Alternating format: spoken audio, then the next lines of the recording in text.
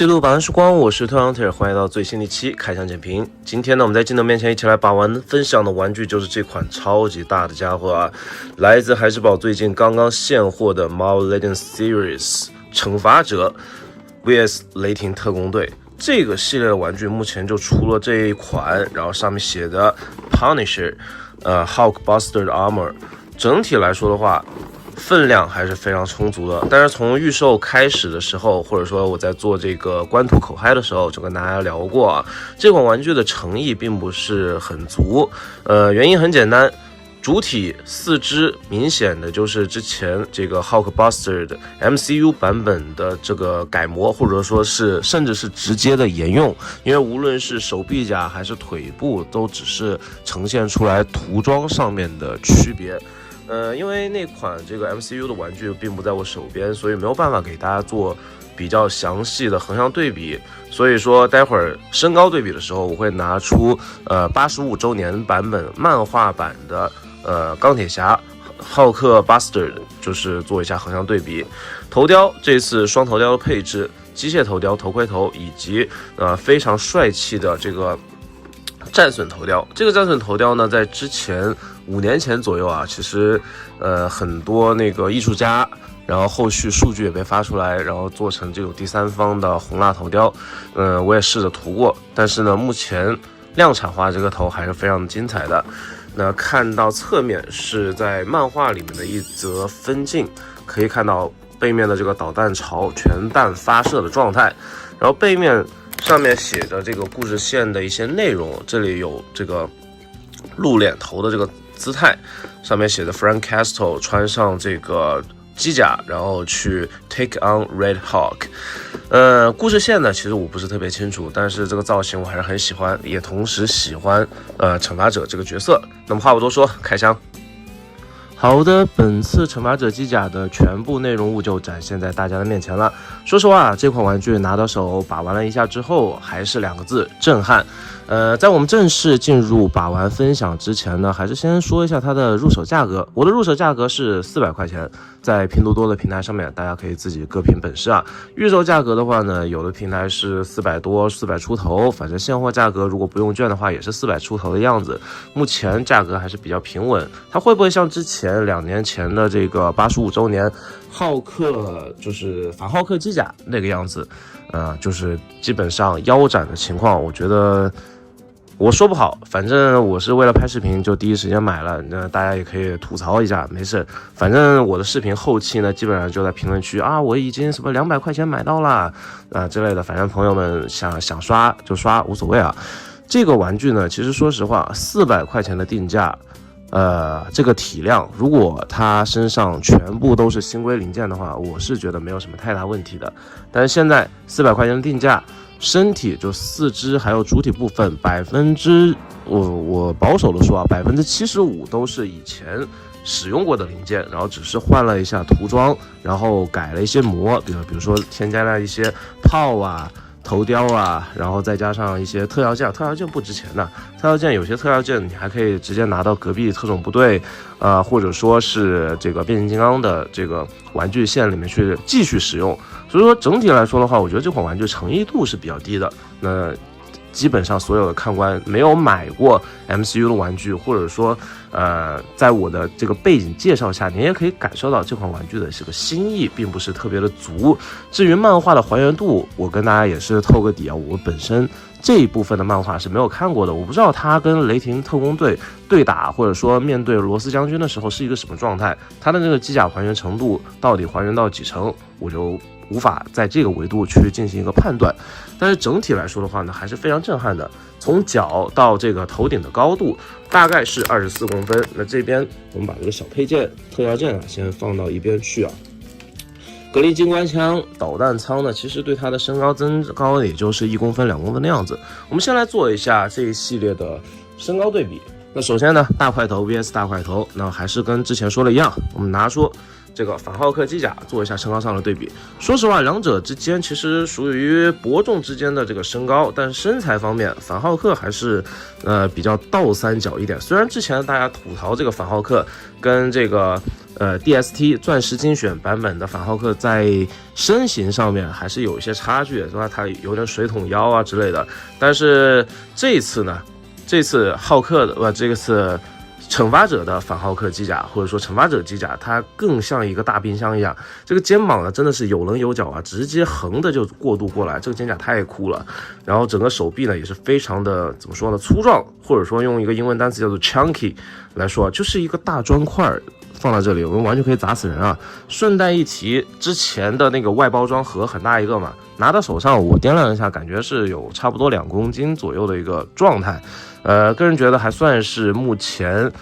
上一次感觉拿到手上单手拿那么重的，还是去年的 Dragon Man， 就是神奇四侠的那个角色啊。那这款玩具的用料还是挺扎实的。MCU 的那款玩具不在手边，但是你可以看到，其实估计大小还有分量方面是差不多的。这两者之间的重量肯定是惩罚者机甲更加重一下，因为托尼的这款中间呢还是一个空壳子，这一款呢中间也是有点空，腰部是空的，但是用胶量确实是比较大。再来呢，我们就拿出常规的组合人，之前我非常喜欢的这个刽子手组合人，虽然不算是特别大的大块头啊，但是你放在他面前，就是个小弟弟的这样一个状态。那同样是大块头，跟其他的厂牌的巨汉比起来，到底怎么样呢？同样是差不多24公分、25公分，那这边呢毕竟是高出了1厘米，那跟这个Loose Collector 的这个大脚怪横向对比就是这个样子。我觉得这个体型这个比例，惩罚者穿上机甲 VS 这样体型的怪物，我觉得合情合理。后续的话呢，其实我也是想把我之前买的那款海德先生拿出来。海德先生也加入过雷霆特工队，虽然时间待的不是很长啊，放在一起应该是蛮有意思的。再者呢，我们就应该是拿一下惩罚者和惩罚者自己做一下横向对比。那毕竟惩罚者呢还是归于这个1:12的6寸产品线。那首先拿出前年的这个惩罚者和刽子手双人套里面的黑衣惩罚者发书，非常经典的一款玩具。这个缎带头啊，或者说扎着头巾的这个头带的这个头。也是非常经典，两者之间呢头雕其实是可以互换的，身高方面比例就是这个样子。那既然说到这边了，拔个头下来看看吧。你看这次的头雕呢，说实话真的还是蛮帅气蛮精彩的。拉近一下镜头，然后给大家做一个背景看一下啊，整个喷印的效果非常不错，然后包括这个石膏一样的绷带上面呢也做了一点点阴影的效果涂装。换上这个头雕，有一定的问题存在，它会显得脖子有点短，就是脖子彻底没有了，甚至某些角度有点像这个 Snake 蛇叔啊，整个观感还是非常帅气的。不知道跟之前这个版本大家更喜欢哪个头雕呢？蓝色的那版惩罚者就是惩罚者和 Nick Fury 的游戏版那款玩具并不在手边，所以呢就仅此2款，毕竟都是白色头巾或者说绷带的这个造型，那做一下横向对比，大家觉得这个头能给几分呢？好，放到一边去。再来呢，就是应该算是5年前吧，5年前2021年年底，我自己 DIY 的惩罚者机甲。这款玩具身高大概就只有看一下啊，就19公分，然后头雕呢是一个30块钱还是25块钱的别人的练手的白膜，然后我自己随便涂了一下。那这一款呢，这款改造玩具的素体用的是之前2012年还是14年左右的组合人铁芒果这个素体。这个素体呢其实没有特别大，就像刚才所说的呀，到头顶大概19公分的高度。身上的这个涂装呢，其实当时的手绘能力，我自己的手绘能力还是不错的，然后在远距离再喷了一些雾化的这个黑漆，就出现了这种类似于噪点喷涂的这个效果。当然最终呈现出来的效果呢还是比较素的，身上做了一些银漆的干扫，就是这个样子。其他的你看到了一些旧化的效果，完全是纯天然的，我把它放在桌子上面放了差不多4、5年之后，那灰尘普普的这个样子。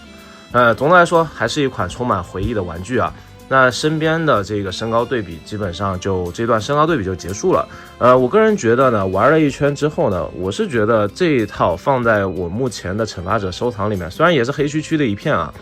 但是依旧是非常的震撼且有特色。那么现在边玩边看它的细节，然后边把它身上的这个装备装一下。特效件我们待会儿再看啊，因为确实很多零件都是以前见过的，没有什么特别多的新意。这一次呢，主要配备了2组导弹槽，然后呢，下面呢是有这个可动的球形关节。导弹槽的设计方面呢，其实我不是军迷啊，反正大家简单看一下，并没有什么太多的这个展开机构，因为它是通过嵌套还原这个导弹发射出来的状态。这个推拉的这个功能呢，它其实是用来搭载这边的格林机关炮啊。装上去之后呢，就是这个样子。上面还做了一些枪口发红的这个效果，涂的不是很均匀，也没有说什么太多的渐变特效，反正就拿这个金属漆。紫红色的这个金属漆简单的糊了一层，我觉得这个涂的是非常的随意啊，就是还不及一般的这个玩家手涂的感觉。为了保持这个关节力度啊，它这个球头上面都做出来这种一个一个的小凸点，去增加它的摩擦力。目前的效果还是相当之不赖的。然后另外一侧呢也是一样，我们把它装上去，然后看到背面。整体的效果就是这样，它的改模呢，其实主要是发生在这些细节的部分。这个地方呢，它挖了一个非常大的这个槽，可以让它的武装顺着这个滑轨，带着一定的这个卡位的一格一格的，直接把它放到背后，或者说完全转一下，放成这个样子，进行一个收纳状态。这样看起来呢，就是有一种禁欲系，然后非常克制的这个造型。整体来说的话呢，很厚重，甚至呢，这个面雕让我想起了《生化危机》里面的某一个复仇女神，或者说像《一拳超人》里面这个金属骑士的某一款这个金属机甲这个造型。好，那么接下来拉近镜头来看一下身上的细节。首先头雕刚才说了，它是一个骰子头6个点，然后但是可以明显感觉到这边是眉弓的部分，然后还有鼻梁的部分的一个保护，然后有一个软胶天线，头上面也有散热口的这个处理，看起来是非常帅气的。不知道还不还原原作啊？手臂的2个肩甲新规零件，胸甲，然后这个地方胸甲的这个上面的部分，横膈膜以上的这个部分也是新规零件做了这个改模。然后呢，要是吐槽一下，它这个胶套的肩膀呢，它是通过几个连接件粘在这个肩膀上面的，虽然不会有太大的这个干涉，还有一定的避让功能，但是你长期把玩，如果一直摆这种 pose 的话，它这个地方迟早是会裂开的，因为你可以看到这边呢就是这么粘在侧面的，不算是一个非常好的解法，而且经常去摆的话，还会因为这个塑性变形导致这个造型方面有高低肩的问题失效。没有做可动关节，这一点呢，我是觉得非常的糟糕，不应该这么去设计啊。上面的弹孔分布还有划痕的分布还算是比较合理，然后中间的这个刻线呢，用银漆去进行了点缀。胸口的部分非常大的一个惩罚者 logo， 下面牙齿的这个部分呢还是分件，就是镂空的。反正一个是节约材料，另外一个我觉得用软胶零件，它可能是为了照顾它的可动，可以做出一定程度的避让。胸腰关节呢，挺胸幅度还是非常大的，弯腰幅度呢也还行，左右侧腰呢也有一定的这个幅度。作为一款这么大块头的这个砖块来说，我觉得可动性来说是 OK 的。那接下来就要吐槽它的这个可动性的弱点了，它完全没有优化之前组合人的这个手臂。这个手臂的曲肘幅度呢，只能到45度，你没有听错啊，只有正的45度，仅此而已。虽然它有多段的这个旋转，那即使你把这个旋转利用到极限，它也仅此而已了，就只有这个样子。当然你说啊，这个地方呢，你又不会让它摆一些那种非常大开大合的战斗 pose， 因为它毕竟不是那种高可动的素体人形嘛。那也可以理解，但是说实话，我觉得这种程度的可动是不够的。那毕竟这个反浩克机甲，它也做到了差不多90度的这个曲肘，当然它是偏肌肉型的这种素体，但是问题就在于，你机甲型的有那么多成品玩具，你稍微改动一点这个关节，其实还是非常容易的。你包括这些零件都可以复用，只是说把这个关节的这个轴加长一点，然后做一些微调就可以。但是孩之宝就不啊。这点让我是非常失望。脚部的关节前踢，利用一下它的韧性是可以超过90度的，然后甚至可以转一大圈，但是会把这边因为这个三角区给砍伤。大腿根部有旋转，毕竟这是组合键的部分，而且咔咔咔作响。屈膝幅度倒是还不错，还是双段的这个屈膝，最终能达到90度多一点。脚部接地不算特别强，但前后左右因为大脚板勉强够用。大脚板的部分呢，好像也是以前的零件。脚跟好像做了一定程度的新规，我记得以前法浩克机甲 MCU 的版本是2个圆的装。背面的话就是这个样子，膝盖处呢还做了一定这种压感的这种设计，没有任何联动，也没有任何什么脊柱啊、多连脊柱的这个效果，那都别想了。上面一些战损呢，也需要玩家自己去自行涂装。整体来说呢，还是孩之宝的一贯特性啊，好的模具，但是接近于半成品的这个做工。怎么来说？我觉得比老麦稍微强一点，但是价格又比老麦贵。总的来说呢，目前400块钱这个价格，我觉得它是有一定的下跌空间的啊。反正话放在这个地方，那后续大家自己各凭本事，也不需要在我的这个视频下面疯狂的刷，因为确实没有必要。我买的主要是尝个鲜，然后给大家做一下一手的视频分享。这么一摆，做一个 X 型的这个卡站，还是很帅气的。说实话啊，400块钱，我个人觉得做视频，然后在手上玩第一时间拿到，在手上玩一圈，还算是比较满足。不知道大家觉得这款玩具到底怎么样啊？接下来呢，我们把它的这个特效键稍微装一下。特效键部分呢，分为两边的这个导弹舱的特效键，而且呢，其实装法比较随意啊。两边导弹舱的这个特效呢，其实几乎是一模一样的。没有什么太大的区别，做了一下这个导弹的发射的一些纹理上，还有这个长度的这样一个区分，但是着实这个区别不大。